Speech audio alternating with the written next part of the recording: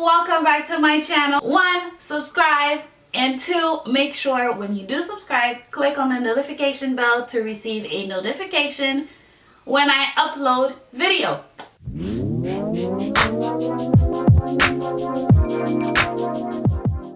Part 3 and a little bit part 4 of my wash and go series is going to be applying product.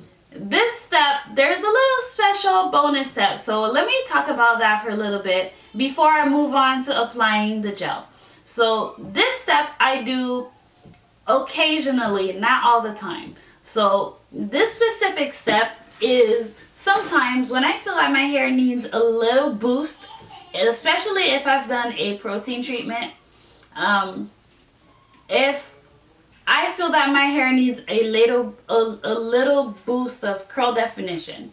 So what I do is I use Rasul clay with water mixed with aloe vera juice. Everything is pH balanced. Everything is pH balanced. Yes, I do have pH strips to make sure that it is, because clay can be more on the alkaline side. And when you mix water, when you mix with aloe vera juice, that's more on the acidic side. So when you put them together, they will give you a more pH closest to your hair's pH. So I've already done those tests to see how much. So about 3 ounce water, 2 ounce aloe vera juice, and about 3 tablespoons of Rasul clay, and the pH is around 5, which is in the middle for my hair. So this step is a bonus step that I do sometimes when I really want definition in my hair. So if I've used something that I feel like my hair is frizzy, then that's something that I will do, and I prepare before I go in the bathroom. So I don't sit in the bathroom and be like, oh, let me do, because then I have to get out and it's wet and it's a whole mess. So what I do is use that. It's kind of like my last step after my wash and go, and because it's more on the acidic side, it's not going to open nor close my hair cuticles. It's the same pH as my hair. So in 4 sections I apply my Rasul clay. And sometimes too, I do put glycerin. Glycerin is water soluble, so I don't have to worry about any oil depositing in there before I put in my gel. So that little bonus, I apply it into 4 sections of my hair. I love Rasul clay. I don't use bentonite clay. I love Rasul clay as it is more gentle, and it defines my hair better. Bentonite is more for detox, and I don't typically use that.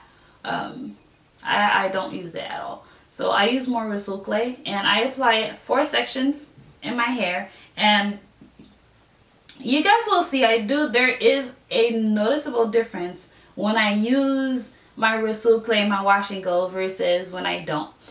Okay, so after I've done that step, I rinse with cold water again. So sometimes I make it just a tad bit warmer, depending if I use too much clay, but usually my clay is pretty watery, so when I rinse with cold water, there's not going to be any residue left in the hair. So kind of like bentonite, you have to rinse that. If you do a mask, you have to rinse that with warm water, otherwise it's not going to get out.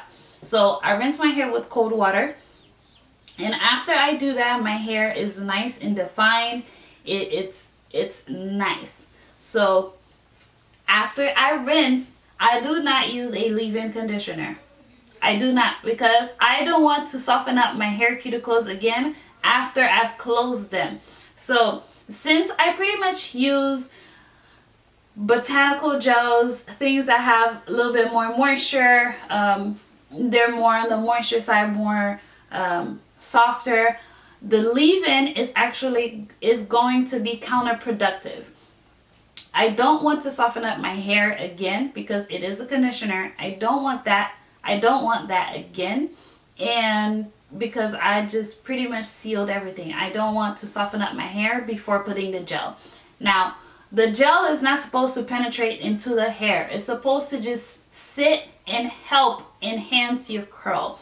So be mindful of that when you're using gels. The gel, like products, certain products are not made to be penetrated into the hair further. You want it to actually sit on top of the hair, because what is absorbed into your hair is water. That's what you want absorbed into your hair, not oils, not some leave-in that soften up. You don't want that. You want the water to be mainly there, and you want to seal that in with the gel. So after I've done that, sometimes I use 2 gels depending on what I am looking for. So if I'm looking for more a fluffy look, I will use 1. More of a fluffy, lightweight is going to be big on day 2, not really much hold. Maybe give me about 3-4 days. Now I wash quickly, so typically I would want my hair to last the whole week until my next wash day. And it usually does, depending on what I use. So in that case, the gel that you use is important. And the ingredients in it, they are important as well. No Eco Styler. Please do not use Eco Styler. Do not use Extreme. Those will give you instant gratification curls, but they're not making your hair healthier. They really dry out the hair and actually can put a step back. Yes, I know all your YouTubers use it. Whoever you follow, they all use Eco Styler. Please do not use Eco Styler. They are an instant gratification gel.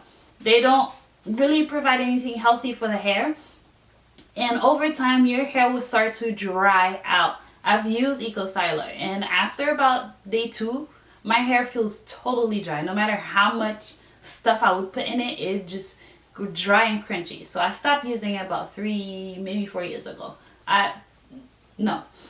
So to do this step, you need something more on the botanical side.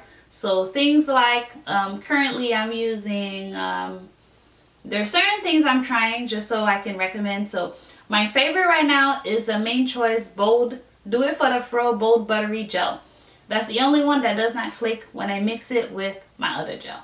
So that's my favorite one. Sometimes I'll use it alone and it gives me that fluffy look, because it's culture, so it gives a more fro look. That's what it's supposed to do. So things more on that side that gives you a soft look should be your first gel if you want to use 2. Now if you're using just 1, among some of the things that I've tried, on Jackie's Flaxseed Gel, a lot of people seem to really like that one, take to that one. On Jackie's Flaxseed Gel, there is an All About Curls Zotos or something like that. That one has pretty good hold. And that's pretty much what I've been experimenting with. I don't like to buy too many things to try on my hair, just because I don't want my hair to take a step back.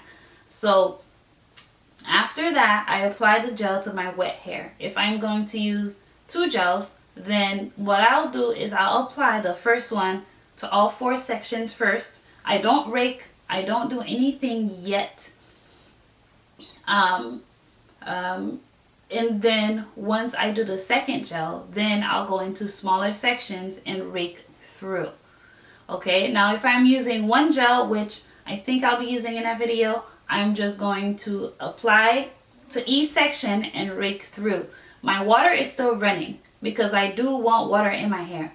So because I didn't use the leave-in, so because there's no leave-in, my leave-in is actually water. It's easier and it's better for my hair to once I feel like certain areas need more water, I just go in. Not in, but a little sprinkle. Okay, so yeah, that's pretty much what I do, and that's my whole step. I do not deep condition because I wash my hair every week and it's consistent. I don't really deep condition. It's optional. I'll probably do one this month just because I'm out of regular rinse out conditioners, and I haven't been able to get some to go and buy because lines are always long at stores. So because I ran out, so there's no deep conditioning step in my routine anymore. I haven't done that in a while. Yeah, and so with that, I'm in the shower and I'm washing my hair. I am done with showering, applying products. Everything is done in about an hour 15 minutes if I'm taking my time, listening to music. An hour 20, that's more. So maximum would be an hour and a half. That's it. I'm done with my wash and go, and I air dry. And I do have a hooded dryer that I sit under for about 15-20 minutes, and I let the rest air dry. That's it, guys. I know it's pretty simple, but at the same time it requires consistency. It requires patience with your hair and to take your time with it. And that's how I do my wash and goes every single week. So that is the end. That is the end of my wash and go series. I hope that I was able to help you. And let me know if you tried these tips. Let me know how your hair turned out and how you liked the process. Okay, so let me know your thoughts in the comment section below, and I'll be sure to answer those as fast as I receive those notifications, because sometimes YouTube does not tell me when someone comments. I don't know why, but sometimes it doesn't. So please leave your questions below. Let me know if you want to see more series like this, like twist out, braid outs. Although I do not do them often, I used to. So I can have some tips for those of you that you don't care for wash and go and you want to rock more twists or braid outs. I can definitely do some series like that. So let me know in the comment section below. And thank you guys for watching. I'll see you in my next video. Bye.